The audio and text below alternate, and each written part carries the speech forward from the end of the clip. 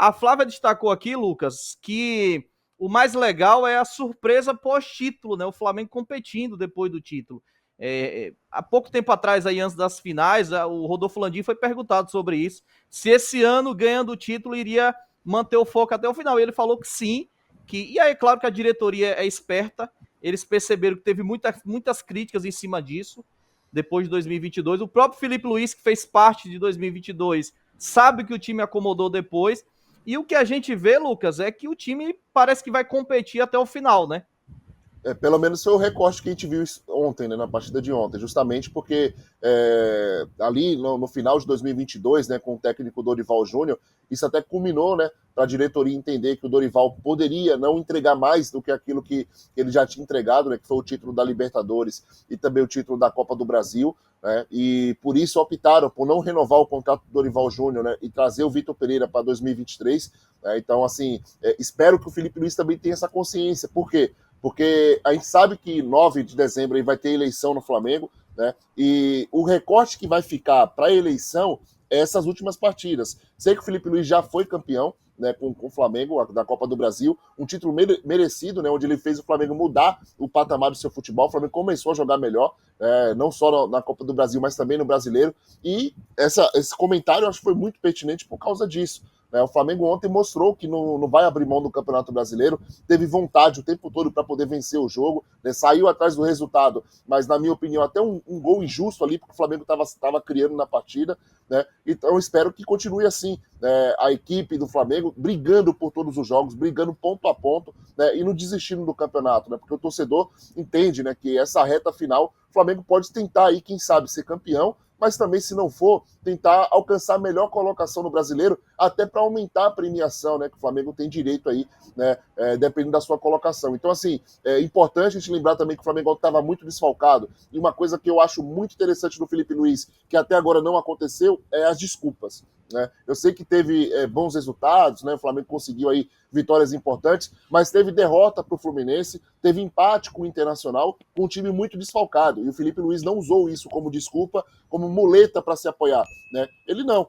O que eu tenho à Boa disposição aqui? observação aí, Lucas. Exatamente. O que eu tenho à disposição aqui são esses jogadores, então vou tentar extrair o melhor. Né? Se fosse outro treinador, como a gente estava vendo aí que estava acontecendo no Flamengo, que o Tite, né? Todo jogo do Flamengo que não conseguia uma vitória ou um bom resultado, ou até mesmo um futebol convincente, a desculpa estava pronta. Né? Era o departamento médico, eram os jogadores convocados, né? Era a ciência, era o calor, era o frio, era o dia, era a noite. Então só tinha desculpa na coletiva. Felipe Luiz não. A gente está vendo que o Flamengo está tendo todos esses problemas, né, de questão física, de jogador suspenso, de jogador também servindo a seleção brasileira. Ontem a gente não teve o Gerson, que é praticamente o jogador do ano do Flamengo aí, né, o melhor meio-campista do futebol brasileiro. E eu arrisco mais. Hoje eu acredito que o Gerson é o melhor meio-campista do futebol brasileiro no futebol mundial. Tá? Não estou falando dos jogadores estrangeiros, mas jogador brasileiro hoje no futebol mundial, o Gerson é o melhor meio-campista, na minha opinião, pelo futebol que ele vinha apresentando, não só no Flamengo,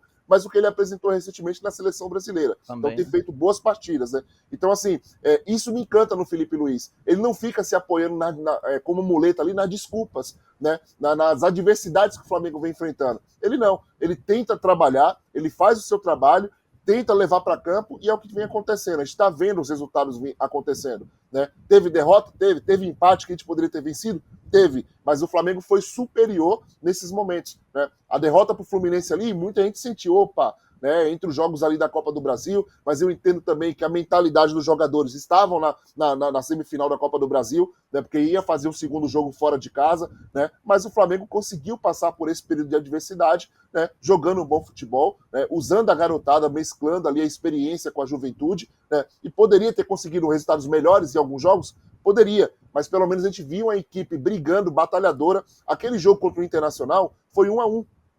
Foi 1-1, mas foi um dos melhores jogos do Campeonato Brasileiro.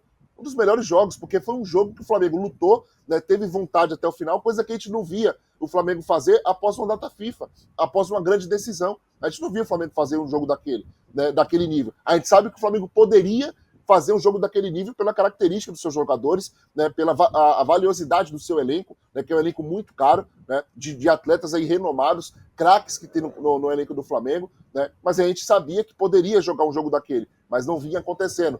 Muitas vezes, pelo Campeonato Brasileiro, o time tirava o pé, abria a mão e era aquele marasmo, aquela lentidão, o Flamengo praticamente sem vontade de jogar. E hoje o Flamengo é campeão da Copa do Brasil e acabou de fazer uma partida ali competitiva, né, contra uma equipe ali que está na zona de rebaixamento, tá, mas fez um jogo ali muito bom, né, o Flamengo, em relação aí ao Cuiabá. E conseguiu uma vitória, na minha opinião, merecida para o Felipe Luiz e por todo o trabalho, né, por não abandonar o Campeonato Brasileiro. Espero que seja assim até a última rodada. Né?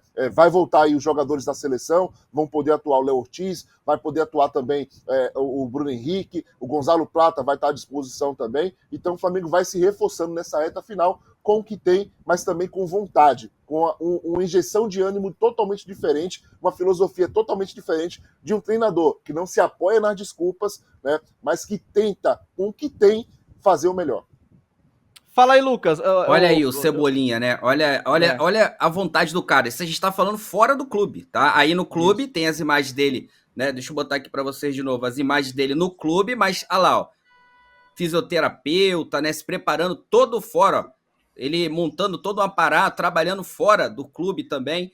Então, assim, é o exemplo que a gente fala. E os garotos vão vendo isso, vão vendo essa imagem. Olha só como é que o cara montou todo, né, um aparato. Ele visita também, né, ali o fisioterapeuta. Então, é só para mostrar que o exemplo dentro do clube faz muita diferença e é reflexo também da categoria de base. Então, eu acho que para um time sério como o Flamengo, que quer vender jogadores em alto nível, mandar para a Europa, valorizado, tem que seguir esse tipo de exemplo e os mais velhos, né, os mais antigos, a velha guarda, ela tem que dar esse exemplo, mas para isso temos que ter o quê? Uma diretoria que cobre, né, que cobre quando o cara ele sai fora da linha e mostre para ele que ele tem uma multidão que está olhando para ele para seguir aquele exemplo. Alô, tropa da S1 Live, a propaganda é a alma do negócio. Quer ver a sua marca estampada aqui diariamente na S1 Live? É só chamar agora no e-mail contato@s1live.com.